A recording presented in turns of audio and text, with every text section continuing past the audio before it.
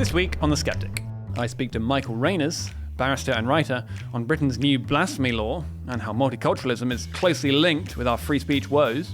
Now that we have a multicultural society that we didn't necessarily ask for, we are finding that these laws that keep it ticking along are applied asymmetrically and exclusively to native British people in order to keep it ticking along. Charlotte Gill, Daily Sceptic columnist and author of the Woke Waste substack, who exposes Sadiq Khan's connections with LBC, whether BBC Question Time has audience plants, and who really funds Full Fact. Full Fact, they're really taken seriously as the independent fact checkers, but they've got all sorts of interesting funding. And of course they will say, well, we're completely independent, but it does seem quite a left-wing phenomenon. And for our premium subscribers, I speak to Tim Samuels, broadcaster and documentary filmmaker, on his hit new documentary about the damage caused by DEI initiatives. Its title? White Men Can't Work. A 5-part podcast and YouTube series, giving voice to what it's truly like for men in today's DEI-driven workplaces. Hello and welcome to episode 39 of The Sceptic. I'm your host, Laurie Wastell, an associate editor at the Daily Sceptic. Now, there are many in America who view the UK as a place where rape gangs can roam free while people get arrested for tweeting about the problem. It's an exaggeration, to be sure, but there is more than a grain of truth to this caricature. So how did Britain become a cautionary tale for free speech? Well, to discuss that, I'm very pleased to be joined by Michael Reiners, who is a barrister and a writer for publications including The Critic and Pimlico Journal. Welcome to The Sceptic, Michael. Thank you for having me. Yeah, good to have you here. Okay, so plenty to get into today, but first, so you're a barrister, Michael. How did you get into writing about free speech issues? So, I've worked a bit in regulation, medico-legal investigation stuff, and then my academic background with law is commenting on the fitness for purpose of the Human Rights Act. And I've always had an interest in our Constitution, which is so commonly said to be unwritten. However, it is in fact a very written thing. It has just been what was formerly a set of constitutional documents. It has been smashed into various statutes and hidden from the public and from plain view. Many of those statutes are the reasons that police will come to your door and tell you that you've done something wrong, or shuffle you along from places for things that you might say or do. And people are puzzled by this. And for that exact reason, specifically with speech, I felt that it is my duty to therefore unmask a lot of these pieces of legislation, show that they are in fact deliberate acts of fairly recent governments, and unpick what exactly they're doing to the speech landscape in this country. And I think another thing is that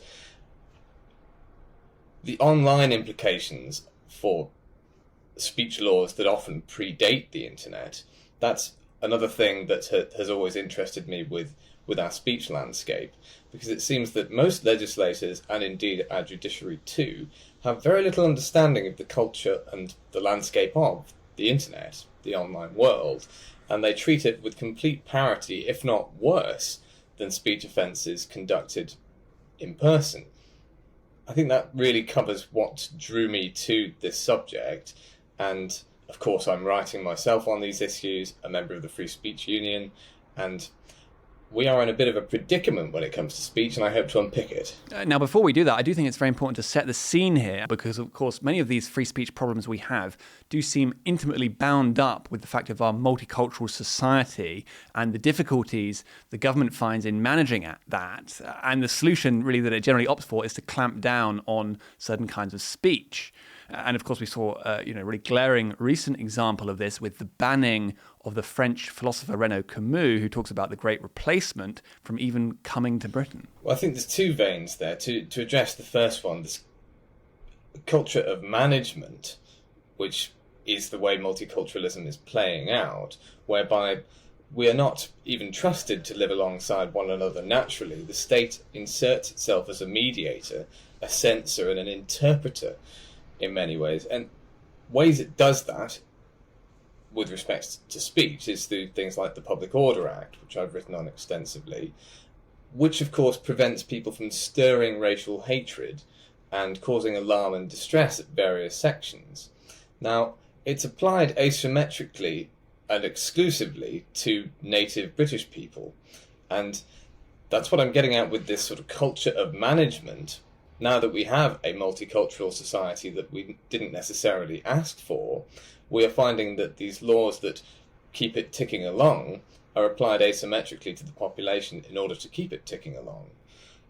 When you mentioned Mr. Camus, of course, though, that's somebody who's commenting on and critical of multiculturalism as a project overseas, being denied entry to the country on the grounds that his presence here would not be conducive to the public good. Now, both the Public Order Act and the way that the Home Office handled Mr. Camus' entry, or denial of entry, I think he was denied an ETA visa, and both of these rely on this word, the public, and the public good in the case of the Home Office decision.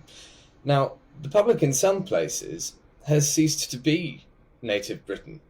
It has ceased to be the public that we might think of when we think of the British public. And another example of someone who was barred by the Home Office in exactly the same way, and in fact deported, is Lauren Southern in 2018, who again, after causing some mischief in Luton, was ushered off using the Public Order Act, and then deported under the grounds that she would not be conducive to the public good. Now, all of this suggests that the multicultural project requires an awful lot of management from the state and an awful lot of ejection of people who are critical of it.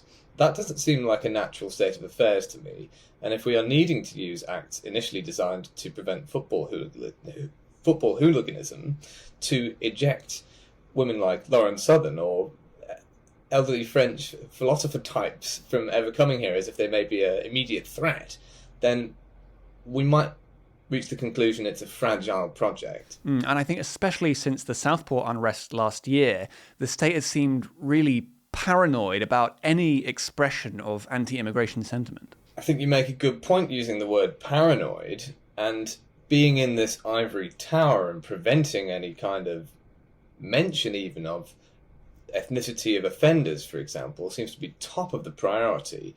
Now, I've explained to a lot of people what leads to and what causes our lack of coverage of the ethnicity of alleged offenders.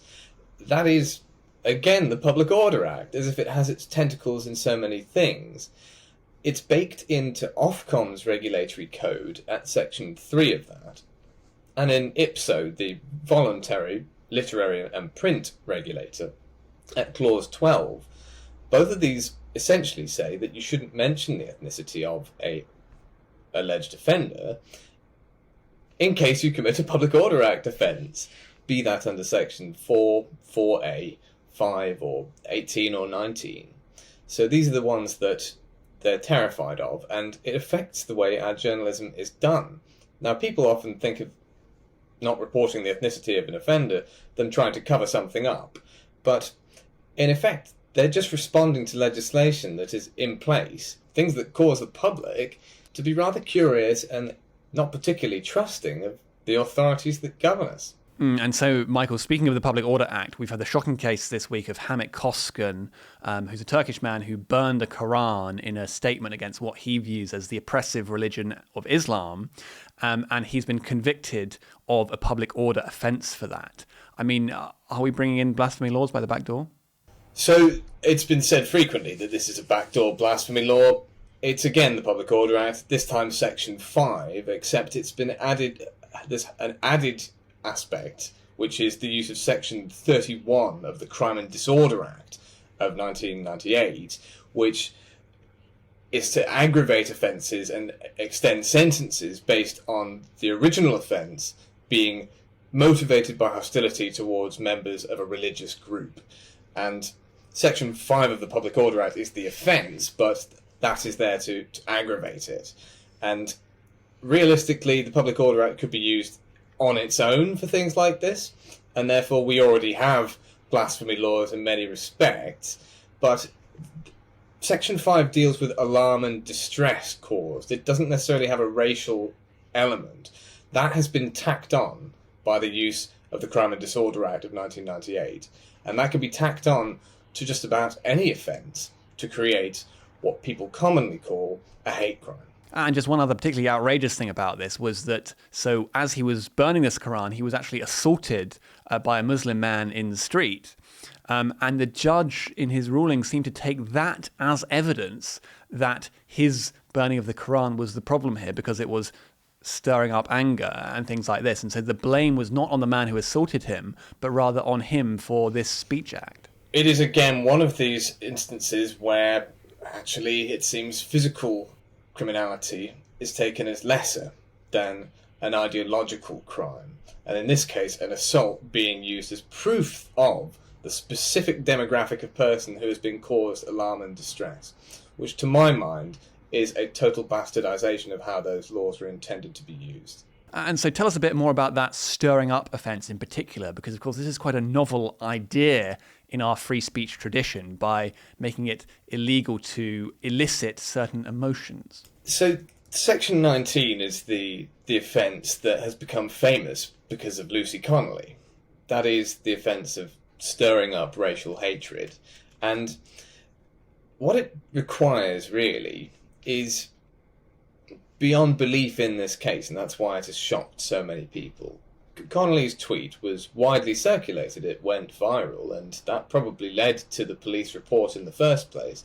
But its virality and reach, and indeed any link that it had to potential criminality, which none was proved, or was not demonstrated in a court of law, that was pretty much immaterial, because the offence is simply that somebody should distribute any written material which then intends to stir up racial hatred, and having regard to all the circumstances, racial hatred is likely to be stirred up.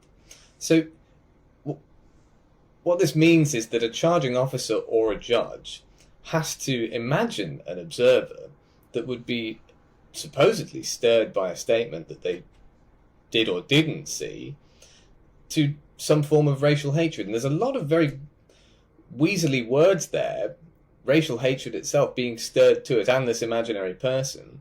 And essentially this is a pre-crime type offence, which most people would agree does not seem proper, nor should it be applied to a singular tweet with such a disproportionate sentence as 31 months, which is what happened in the Connolly case.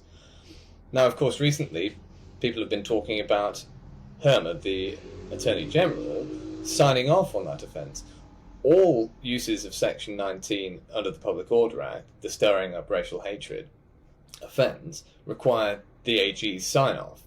So anyone in any doubt that this was a political use of the Public Order Act by a newly minted Prime Minister who was keen to show off his credentials in dealing with public unrest after his role in the riots of 2011 as the CPS chief, Director of Public Prosecutions, that is, him and his lifelong friend, the Attorney General, chose to use this to make an example of this woman, is my thinking. I would also add that with the stirring up racial hatred offence, this is very rarely used. Usually it's Section 4, 4A and 5 of the Public Order Act that are deployed, which are causing alarm and distress, deliberately or otherwise. And it's Section 19 that is rarely used, and that's what makes it so strange. Also, there are 11 other Lucy Connollys that were convicted under it, or charged under it. We don't know the outcomes yet, that hasn't been published to my knowledge. But through my own Freedom of Information requests to both the Ministry of Justice and CPS, I found that there was another 11 uses of that in summer alone last year. So there's many more Lucy Connollys out there who also had the AG's sign-off on their prosecutions being brought, and we will probably never hear their names, nor will they be celebrated by Telegraph columnists or given the kind of backing that Lucy has. So in fact there were 17 charges of stirring up racial hatred that were approved by the Attorney General in relation to the Southport unrest last summer, and of those, 2 of them went to jury trial and both of them were acquitted.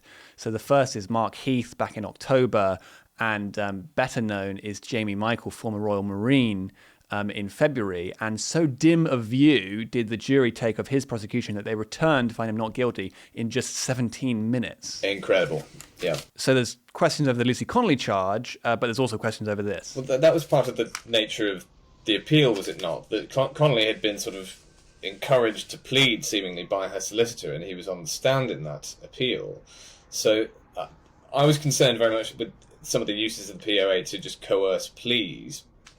Plea bargaining, basically, similar to the post office stuff that we saw, the post office scandal stuff, where people are encouraged to plead because it is in their best interests and they will have a reduced sentence.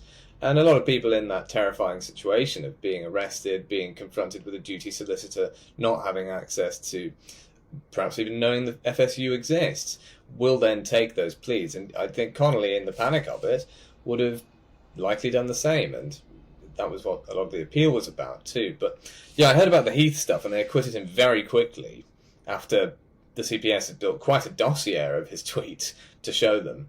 But it's just so dimly viewed by the public that great to see that there's more like that. That is news to me. And I think there's a further indictment of Hermer here, because written into the 1986 Public Order Act, the reason that the Attorney General has to sign off on these stirring up racial hatred offences is so that free speech can be safeguarded. And so he has a constitutional role to where he could decide not to pursue these prosecutions because they're tendentious. Yes, and I mean, if there's a neater example of being out of step with the public as the AG, the speed of those acquittals, I think Mark Heath's was pretty quick too. Not long after pulling out their dossier were the jury quite convinced they weren't going to convict him. So if there's ever a good example that you're out of step with the public, it's proceeding on all 17, as you say, prosecutions under Section 19. And not all of them are as dubious as Lucy Connolly's and Jamie Michael's, one should say, but it does seem very indiscriminate here, the application of this offence. And now you make a very important point as well in your article, which is for those charged under the Public Order Act, it's almost part of it is that they haven't expressed their views in a sufficiently middle-class way, essentially. So, you or I could be here and could say something like, well, the grooming gangs phenomenon is, largely perpetrated by men of Pakistani Muslim heritage, and it's largely, the victims are largely white working-class girls. We could say that in a sort of sober way, and that would be fine. But if someone were to express more or less the same idea, but in slightly more robust or sort of, crass terms, then they could be done for stirring up racial hatred. Yes, I think that the fact that the best insulation from prosecutions under either that, the Communications Act as well, the Online Safety Act, is often just expressing things in a way that is intellectually removed from the normal man and isn't direct about what it is you're saying. It is more in a middle-class way, more reserved, and it's partly that it's a passion of the British state over centuries to really kick the working man as much as he can, and seemingly it delights in it. I think last summer was a very good example of that. But what I meant in that statement in the piece, that you have to kind of have this loftier way of expressing things, is that tends to insulate people from this sort of thing. And all that seems to reveal to me is that there is an element of classism in how these laws do apply, and again, just like police tend to enjoy being rather malicious with the working class, the same is true with them now on the internet when expressing things in a slightly rougher manner. I think there's also something that isn't talked about as much, is that the internet really is this place of rough and tumble. It has always had a culture of sort of mobs mobilising, but mobs that have never left the house and never intend to, and treating them with parity of actual rioters or anything of the kind is rather silly. Lord Sumption wrote a piece suggesting quite boldly that Lucy Connolly should still remain in jail, and citing his own problems with the Public Order Act. But he made the fundamental mistake of suggesting that crowds online gathering in a comment section are in any way comparable to an angry mob gathering pitchforks. These are crowds that haven't left the house and never will. And they have been on the internet shaping its culture for the whole run of the thing, for certainly as long as we have had social media and before. And why do you think there is this sort of topsy-turvy understanding of things where what's said online is actually treated as more serious than what's said in person or in public. I mean, for instance, we saw the example of this Labour councillor, Ricky Jones, who also during the Southport unrest told a far-left crowd to slit the throats of the far right. They are disgusting, nasty bastards, and we need to cull their throats and get rid of them all. And far from being held on remand, like Lucy Connolly was, he's been on bail, in fact, for an entire year and still hasn't faced trial. Yes, it is interesting. I think it's a matter of, likely, the ease of policing the online realm and the ease of combing through and finding immediately the speech there, set in stone in tweet form. It is just easier to police that, and police don't have to leave the house either. They can go after people and gain convictions without having to even go on a beat. And this seems to be the general understanding of what's going on, and people feel it is innately wrong. However, I've made the point before that speech online is always rough and tumble, but if you were to say some of the things that would be normal online, coming out of an anonymous account or something, if a stranger was to shout that across a cafe at you, that would seem all the more real and threatening. So we've ended up with this inverted thing where, because it's found online and is normal online and is prolific online, they want to go after it, whereas somebody yelling at you in a coffee shop or a tea room, unlikely they would be able to find that individual, and they can't find that speech in a permanent form that they can use as evidence. So it's partly the ease, I think, for police, who have a mightily difficult job in this country, and increasingly so. Yeah, partly the ease and also partly the focus on it, I think. And in particular, one example of that is the Online Safety Act, which is a new development. Tell us a bit about that, because it hasn't actually all even come into force yet, but it's got this massive scope to go after online speech. So the Online Safety Act is one of these things that I think has emerged out of hysteria around the potential dangers of the internet. And parliamentary types and legislators have been, for some decades, wringing their hands over how dangerous the internet is. Lucy Powell, for example, is somebody who's been consistently fearful of the potential for online right-wing groups, basically just anyone in a private online setting, be that a group chat or a Facebook group. She tabled in 2018 a private members bill to ban any kind of private assembly on the internet under the proviso that they might be right-wing. This kind of terror has led to the creation of the Online Safety Act, which takes a few of its provisions. For example, its section 1791, which criminalises misinformation. That did already exist in the Communications Act, to my knowledge, and it has simply just been transferred here. While all that is dystopian and could criminalise April Fool jokes, as I commented to somebody, if you were to knowingly share false information, it could therefore be a crime under that section. And you would have to argue that you had a reasonable excuse. And the conversation I was having was that would before 12 noon on the 1st of April constitute a reasonable excuse? And I don't think anyone wants to be thinking about making such legal arguments in this country.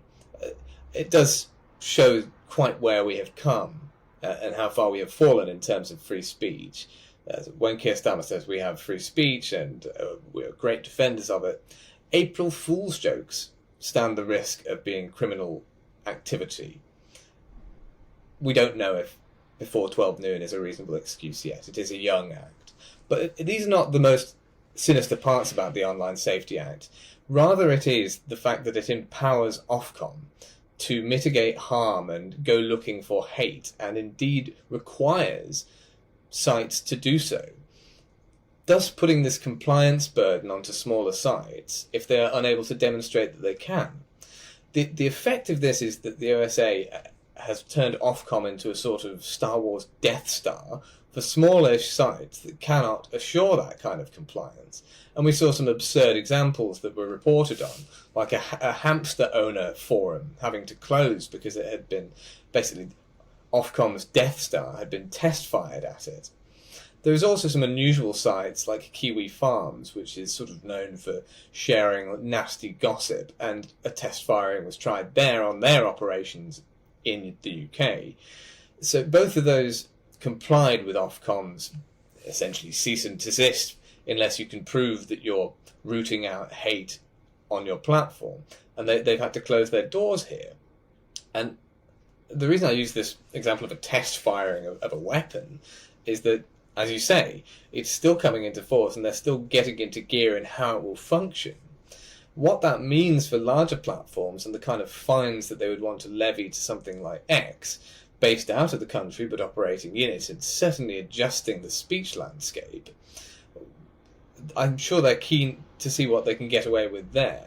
But for the larger sites like Facebooks and Instagrams and whatnot, Ofcom will likely rely on the in-house people to ensure compliance is there, and thus to censor a lot of things by that mechanism. But for the smaller sites, they run the risk of just being forced to close because of these compliance burdens. And so you write that a better way to think about our relationship to the internet would be the boxing solution, which is to say that people consent to going online, and therefore if they get their feelings hurt or anything else, then that's not a problem. Well, boxing is a good parallel to what I think would be a great solution to the internet speech question. Now, a more sturdy solution would be to rather repeal various acts that constrain our speech online and off.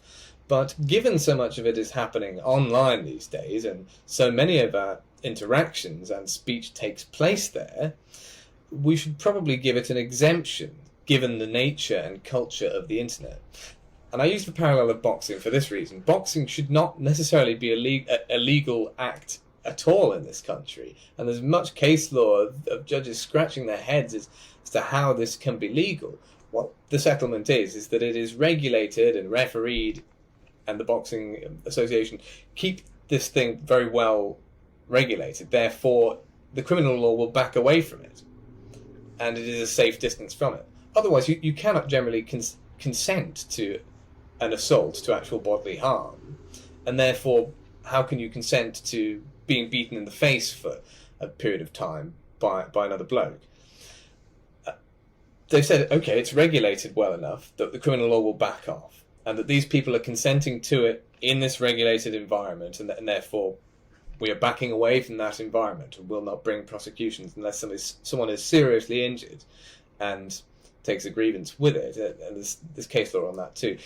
The boxing solution for the internet is to treat social media and the digital realm as a boxing ring, in which we can assure that the platforms, because much of the traffic and discussion that ends up being criminal offences and happens on these large sites, that do have stringent rules in place as to what you can and can't do there. So by the same logic, the criminal law should back away from those places and back away from policing them as if those words were being shouted across a tea room. But nevertheless, there is one part of online speech that you would favour more restrictions on, and that's doxing. Tell us a bit about that. Well, there's nothing in the Online Safety Act that tries to assess all these modern harms of the internet that I'm sure they've had people, various public bodies and non-government organisations advising what these harms may be. They have completely omitted one, which is doxing, the malicious sharing of your private information in order to bring harm from another party, or indeed reputational harm to you, and to scare you, basically, to make you fearful. Now, this isn't mentioned really anywhere, and it is a bit of a loophole in our criminal justice arrangement. People can share your private information, or if you're an anonymous user of the internet, you can be unveiled, and this is often celebrated. There are whole charitable institutions that go about doing this as the bread and butter of what they get up to. And, for example, Hope Not Hate are routine in finding anonymous large accounts and naming them and outing them and trying to make sure that they'd never find gainful employment again by saying awful and often libelous things about them. But we have this grey area where anyone can do this. You don't have to be a charity to do that. You can just do a nasty, very public hit piece and spread whatever information about somebody's private life, where they live, when they don't want that public. And there's not a great deal you can do about it, because a random person doing that, they're not a data controller, and therefore the GDPR doesn't necessarily apply. And they would have to be using something that you can prove is false in some way to bring a libel case against them, which of course are very costly. And not everyone has the kind of finances in this country to do that. So I think the doxing omission is a strange one, that we have created all these laws to clamp down on a variety of political speech, prevent criticism of multiculturalism if it's done in a roughish way and not an intellectual one, criminalise misinformation or April Fool's jokes included, but the sharing of somebody's address and name, and if they don't want that out there, with malicious intent and intent to cause them harm and reputational harm, that's fine, apparently. And would you say that omission and the general attitude towards the internet by those who would presume to regulate it stems from the fact that they don't really understand it very well? Well, it's something that I've written before on these subjects. It is that the judiciary has an average age that does not accord with being a natural-born internet citizen. They're not people who have been brought up with this, or even people who have spent considerable portions of time on the internet. And therefore, there is a sort of lack of understanding of what the culture is there. And I'd say a lot of the people who came to the internet and aren't familiar with their culture came during the lockdown of 2020. We were forced to go and use the internet as our prime means of social interaction in this country. I think often, especially Americans, are quite shocked at the extent of our lockdown, but we were forcibly put onto the internet, even if people weren't that frequent users of it. And a lot of those people who weren't used to the internet and its culture of rough and tumble brought with them this wide-eyed naivete to that, and thus began reporting people to the police for the sorts of things that have been going on social media and forums for absolute donkey's years, because for the first time they had to go and socialise there. Okay, so we're coming up on time here. I know you've done some fantastic work on free speech, but you've also been doing some other things in your spare time, and that's to create Project Aquera, and that is this fantastic acronym of the automatic firing of undemocratic, extraneous regulators and agencies. Now, just tell us a bit about that and what you're trying to do there. That's my collaborator who's come up with the acronym, which is a great tongue-in-cheek thing, because, of course, government bodies that have entrenched themselves, known as quangos, or quasi-autonomous non-government organisations, another acronym, they're full of them, or they live and breathe acronyms, and they have whole spreadsheets filled with these initialisms and acronyms for all kinds of things. So we thought we'd use Aquera to be one as well. Obviously a nod to Milei in South America, who has been cutting through their state and shaving off huge amounts of saving in a way that inspired Trump's second term as well, with the Doge project. And we're seeing now, just the other day, Reform putting together their own Doge team. So the last few months and in the coming months, we're hoping to publish a full list of legislation and secondary and primary legislation that needs gutting if there was going to be a Great Repeal Act or whatever it would be called. But everyone's talking about it. Nobody is finding the exact things to be repealing. What the Project Aquera thing is a taster of that. We want to launch the full project on the 4th of July to commemorate 1 year of Keir Starmer, and also with an air of the Declaration of Independence about it. The Aquera project and website contains a full list of 572 quangos, a variety of data on when they were created, who they were created by, and demonstrating that all of these public bodies essentially have been created in the last 30 years, and then suggesting where to put them. That is, what to do with them. And we suggest abolishing a great deal of them, saving potentially upwards of the budget of the NHS for an entire year. Certainly more money by axing these in an annual budget would be saved, would be saved than the cost of the Apollo program. And I can only see that as a good thing, and we're publishing this with the hopes that it gets into the right hands and is replicated or copied and pasted. We want no fame or fortune for this. It's just a resource to be used. And finally, just to marry those two up then, we've spoken about them a bit, but what are some of the speech laws that you would want to repeal right away? The key ones that I think anyone from the Free Speech Union down would identify are the ones I would identify. They are the Public Order Act, the Communications Act, the Online Safety Act, and I think those are the three big ones that need to go. We regain a lot of our speech landscape with their repeal, and we don't lose much. People think the Public Order Act would leave us in a total state of public disorder, but sections 1 through 3 are the only sections that really concern what we think of when we think of public disorder: riot, affray, and violent disorder. And those are all common law offences, essentially, so they can be returned there as far as I'm concerned. All the speech offences contained thereafter can go, or as Millet might say, Aquera. Indeed. Well, what a fantastic word to end on. Michael Reiners, thank you very much for coming on The Sceptic. And thank you. Now for an update on all the shady left-wing networks that are influencing our political system that you've probably never heard of. And to do that, I'm very pleased to be joined once again on The Sceptic by Charlotte Gill, who is a freelance journalist, an author of the woes substack, and a columnist at the Daily Sceptic. Welcome back to The Sceptic, Charlotte. Thanks for having me, Laurie. Yeah, good to have you here. Okay, so you've written this piece for us this week, Charlotte, titled Commie Academy.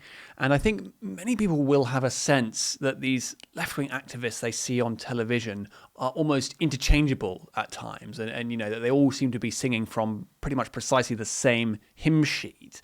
And indeed, well, as you've found, partly that's because many of them have been trained in the same place. Yes, that's correct, Laurie. So I basically found the left are so much more organised than the right when it comes to their activism, and things that seem totally obvious to the left, building movements and hosting cooperatives, are just completely alien concepts to us. But what I found is that there's basically, I jokingly call it Commie Academy. There's a sort of training school for people joining the commie revolution, the left-leaning revolution. And it's run by a group called the New Economy Organisers Movement. And they essentially have training sessions for new people to be on their spokesperson network. And the spokesperson network disseminates these activists onto the airwaves. It has a very good rate of success. And you're probably wondering, who am I talking about at this point? Well, the people that have been plugged by Neon, as it's called for short, are people like Grace Blakely, Zoe Gardner, who is... these people may not be household names, but they're very active on the Twitter X circuit. And Zoe Gardner is known for frequently going on LBC and being lauded as a migration expert, but she's basically pro-open borders. And there are also 2 Labour MPs that have gone through the programme, and one is Miata Funbula, I apologise if I'm not saying that totally correctly, and then Dr. Jeevan Sander, and he went through it in 2022, and you can find this all on Neon's social media feed. So they were preparing them for going on to Question Time and things like that. So it just shows that there's people we think are organic activists have risen on their own onto the airwaves. It's actually more planned than that. And another one we've seen recently pushed very prominently has been Gary Stevenson. Yes, so Gary Stevenson, he goes by the name of Gary's Economics. He's been investigated, or people having interest in him from multiple perspectives. Some people are questioning his credentials. He says that he was one of the best traders in the world. A lot of people have come from it from that angle, questioning whether that's really accurate. My questioning has been around how organic his activism is. And I think when you look into his links, he does appear to have a connection with this Neon Commie Academy. They are tagging him in his post that suggests that he might have had media training with them. And he was also taken on a trip. If you look at his Instagram, he was tagged in a trip which was organised or appeared to be in collaboration with the Open Society Foundations, which is run by George Soros. And Soros also funds Neon along with other organisations, including the Quakers. So all very interesting. But Stevenson is effectively a lobbyist for a wealth tax. There's actually a very concerted lobby for this at the moment that you will see disseminated over our media networks, and that is not an accident. And it's quite a revelation to find out how much of this discourse is actually just astroturfed. But of course, one issue that is certainly not astroturfed and that there's a lot of irritation and anger about is the degradation of the public realm. And I think that happens up and down the country. But, you know, you and I, Charlotte, both Londoners, and there's a lot of concern about this in London with things like fare dodging, things like, you know, graffiti on the Bakerloo line in particular, you know, petty crime, people getting their phones stolen, all these kinds of things. And as a Londoner yourself and someone that's experienced this, how does that make you feel about our capital city? Yeah, I don't know. I mean, I was born in Islington. I lived there till I was 13, moved to the countryside, couldn't wait to get back to London as an adult. And now I feel it's just so, I can't wait to get away from it. I've never felt so nervous in it. And I saw crime growing up as a child, you know, but just feels like a completely different level. And people are saying, oh, it's like New York City in the 70s. And perhaps that isn't a coincidence, because Sadiq Khan is incredibly answerable in the background to Mike Bloomberg, who was the 3 times mayor of New York City. They are working on Green City Alliances. It's part of this thing called the C40 cities. So maybe it's not actually too much of a, you know, maybe it makes sense that it looks a bit like New York City now. So it's an issue people care about. And Robert Genrich, the very enterprising Shadow Justice Secretary, last week made a social media video about this, where he's basically accosting fare dodgers on the London Tube and trying to get the TfL staff to actually pay attention to this and to stop them doing it. And that went really viral, and that, you know, really speaks to the amount of general concern there is about this. And, you know, people liked the video, I think. And yet there was this attempt by some parts of the media to sort of say, oh no, you shouldn't be doing this, and sort of to dismiss it as some kind of, you know, just a stunt or something that no one is really concerned about. And as you've discovered, Charlotte, a lot of this is actually comes from some very specific networks. Yeah, well, I found that absolutely fascinating. It was, you know, it was a very effective video. It must have tens of millions of views now. So it was obviously creating waves. But you soon saw Robert Genrich was being effectively gaslit by this media network, people victim blaming him in a way, saying, well, why did you do that, instead of looking at the perpetrators of crime. But what I found particularly interesting is one of the main channels that was discrediting Genrich was LBC, and particularly James O'Brien, who has an LBC show. And what I know about LBC, it's run by a company called Global. Global runs lots of different shows, Capital FM, Classic FM, and it also runs all of the advertising on the Tube. It has a contract with TfL. And of course, who is the chair of TfL? It's Sadiq Khan. And I suspect that he wasn't very happy about Robert Genrich going and showing how miserable and horrible life is on the Tube.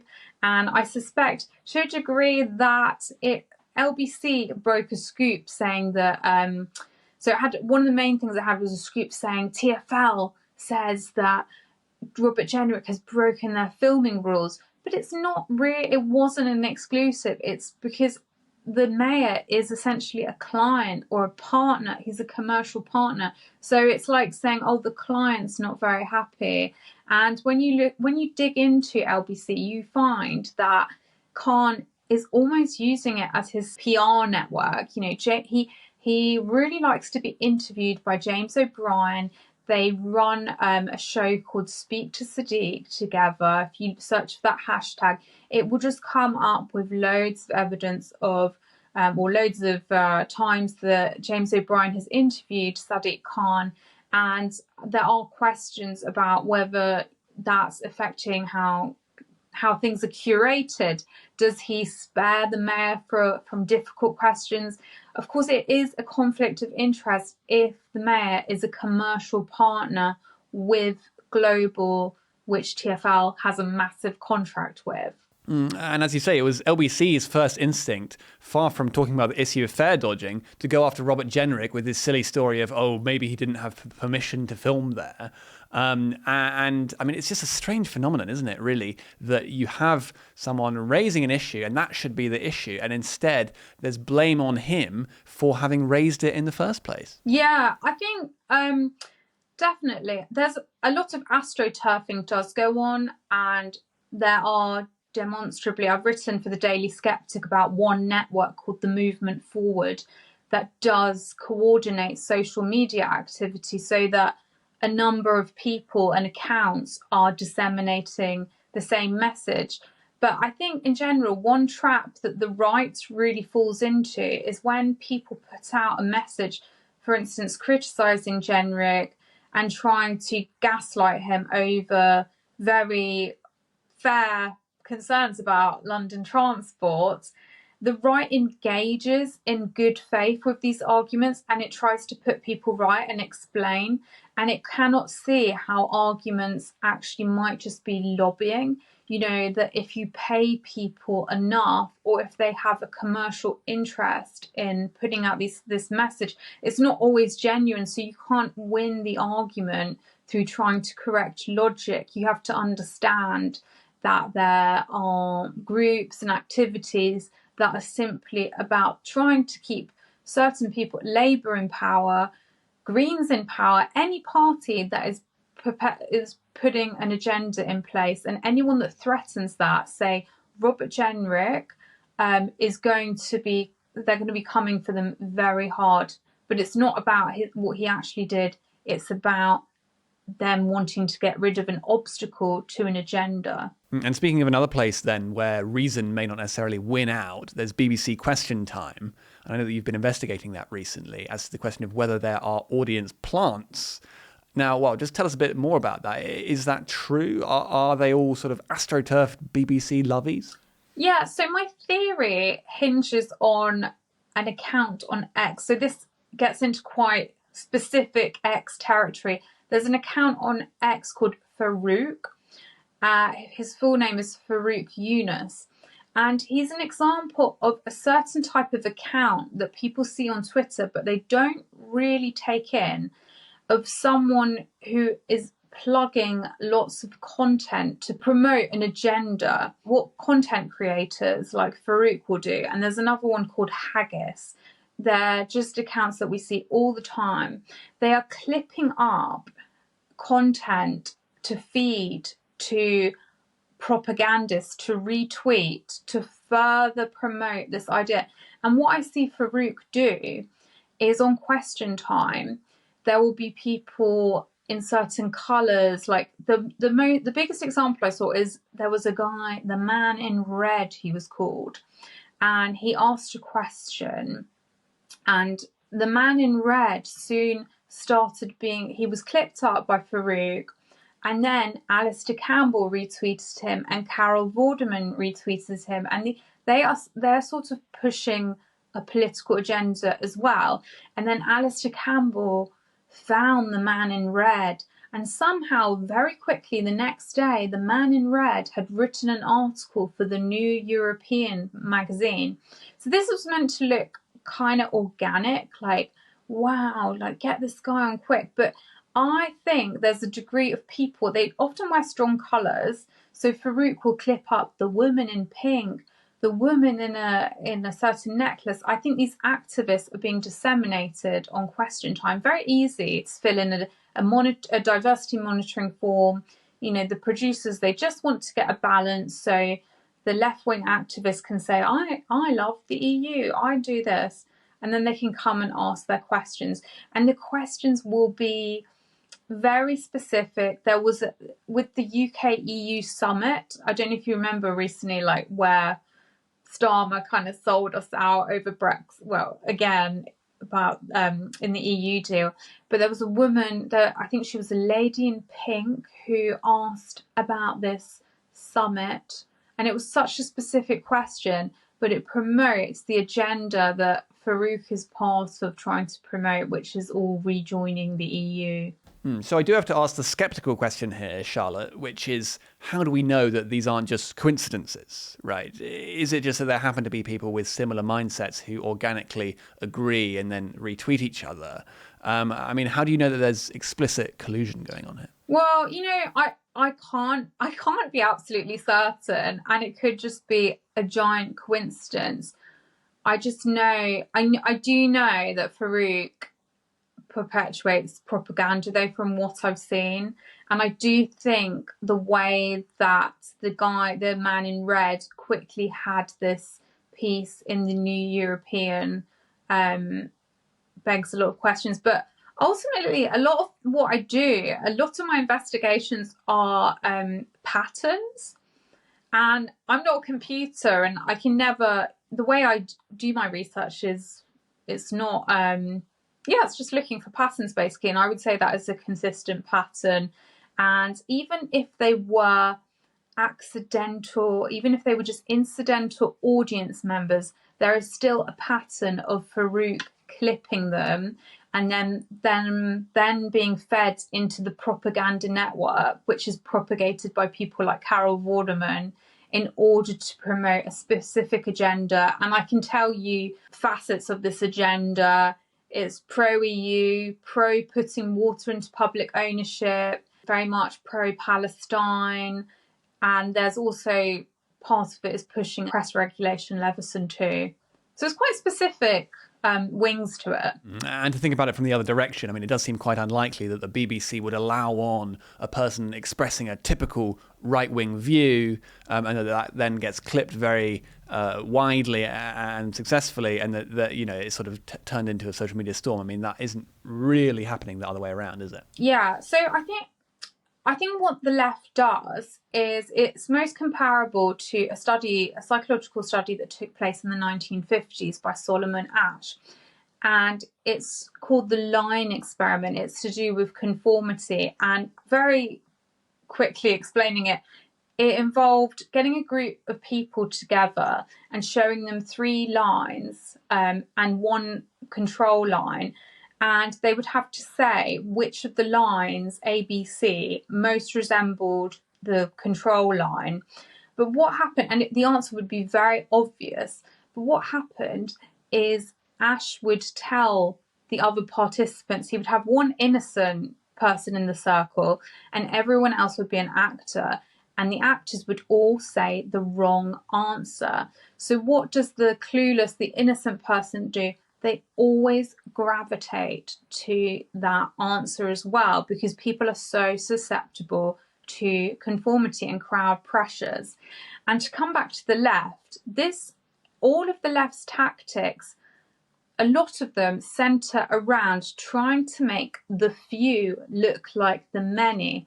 So trying to amplify fringe positions that the public don't generally have. People, for instance, at the moment are not calling out for water to be put into public ownership.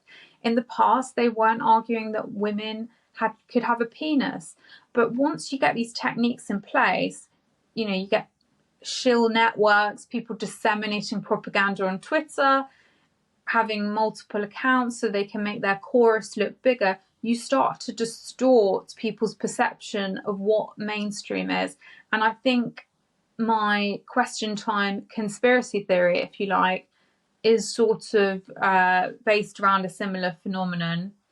And also, just to add, I don't think the BBC is complicit, but I think these activists, you see when we have protests around the country, say there's a problem with migrants, a dispute in a village hall, you'll suddenly get a whole load of activists put on a bus, standing there with stand up to racism posters, things like that. They're very good at mobilising networks and getting them around the whole UK in a way that the right, I don't even think they know what coach to call. You know, these people, they've got their placards ready. They're ready for any activism around the UK. Yes, and so we saw a telling example of that last year. About sort of a week and a half into the Southport unrest, you suddenly saw this wave of Socialist Workers' Party and anti-racism protests up and down the country, particularly in places like Walthamstow.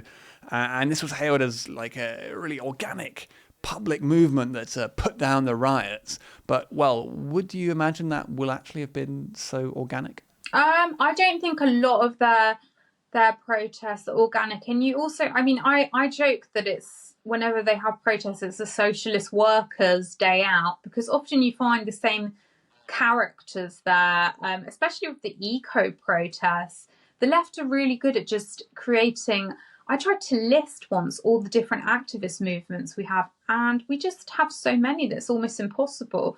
But who's going to really know? Who's going to find out if you're just one unit, but you just keep giving your unit, mixing up the people and giving it masses of names? And I think that's what they're quite effective at, and certainly very good at their placards. There were all of those. I mean, I know there were the initial riots of people, you know, there was arson attacks and really bad things happening, but there was definitely, I can't remember the specific day, but there was this one where people were boarding up their shops. And then you did have you know, Nick Lowe's from Hope Not Hate inventing an acid attack and just these sort of phony wars. And you had to wonder a bit whether some of it was to try and nudge people out of their houses to capture the far right, you know. So speaking of other instances of coordination then, I know you've been doing a lot of research into the Quakers. Now, this might just seem like a, you know, small religious movement. You know, people might remember that Quakers were intimately involved in abolishing the slave trade in the 19th century. But nowadays, of course, there are several large Quaker foundations with really a lot of money, and they fund all kinds of left-wing causes, Charlotte. So, well, yeah, just tell us a bit more about who they are and what they're funding.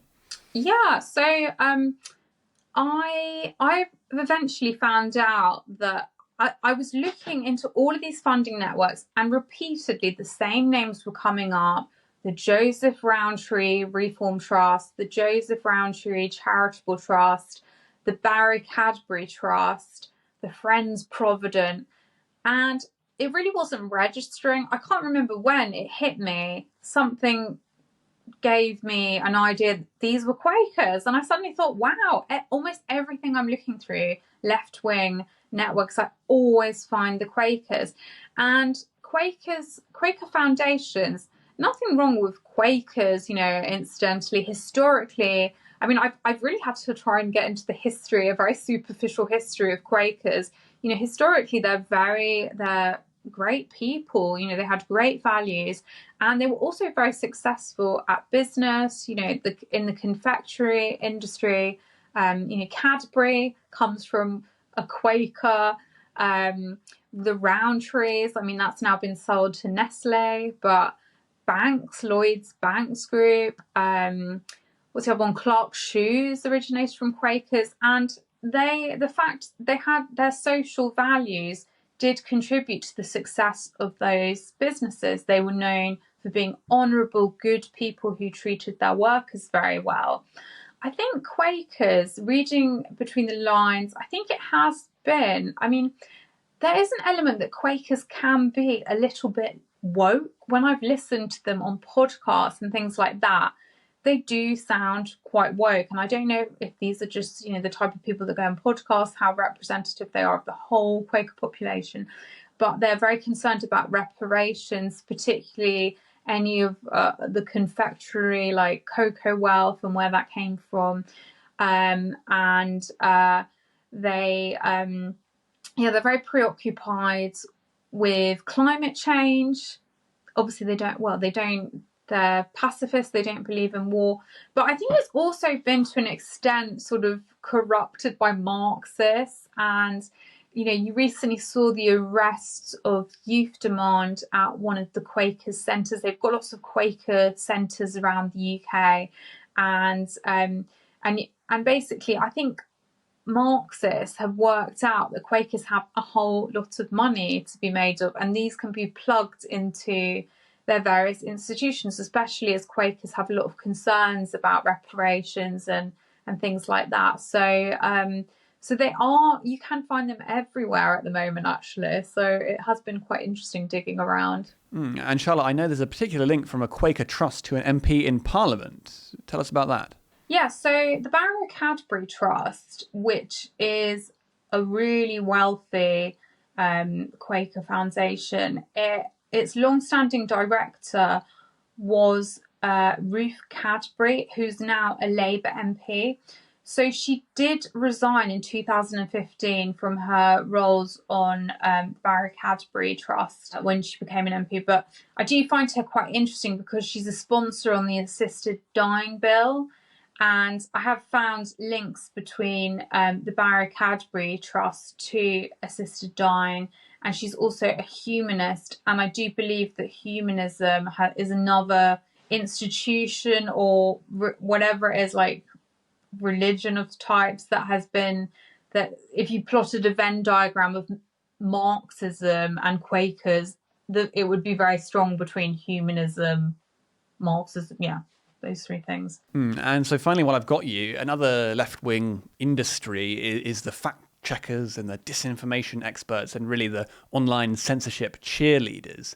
Now, I know you've been looking a bit at Full Fact in particular, which is one of these. Who funds them?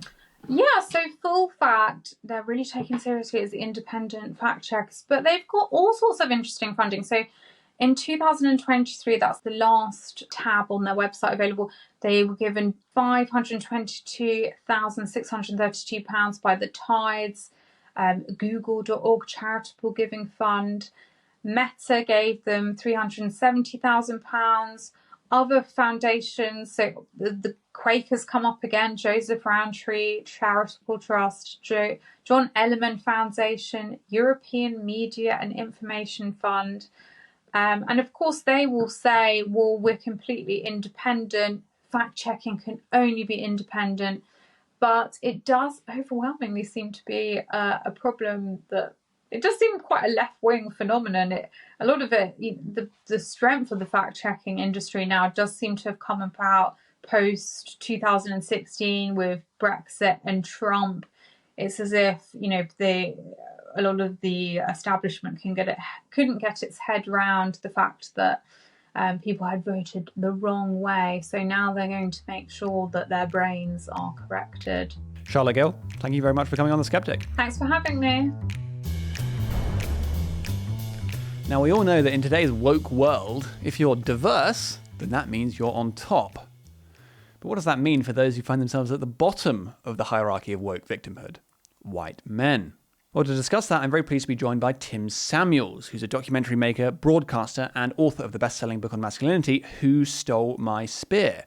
And he's now the creator of a new documentary, White Men Can't Work.